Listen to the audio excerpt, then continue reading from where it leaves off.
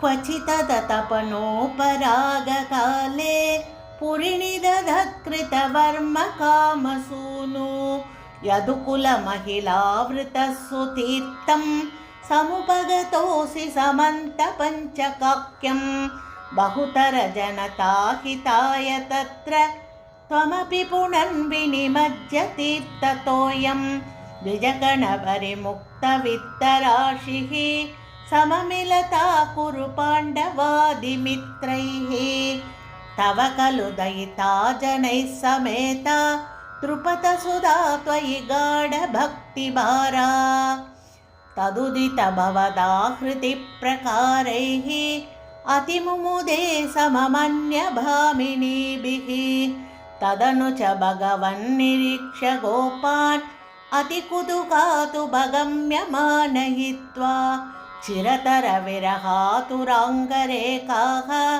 पशुपवधू सरसं त्वमन्वयासीः सबदि च भवदीक्षणोत्सवेन प्रमुषितमानहृदां निदम्बिनीनाम् अतिरसपरिमुक्तकञ्चुलीके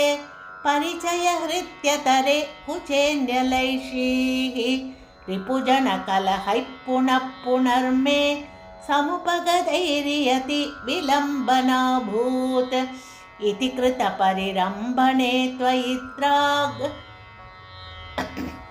अतिविवशा खलु राधिका निलिल्ये अपगतविरहव्यदास्तदा रहसि विधाय तदाद तत्त्वबोधं परमसुखचितात्मकोऽहमात्मेति उदयतु वस्फुटमेव चेतसीति सुखरसपरिमिश्रितो वियोगः किमपि पुरा भवदुद्धवोपदेशैः समभवदमुदः परन्तु तासां परमसुखैक्यमयि भवद्विचिन्ता मुनिवरनिवहैस्तवात पित्रा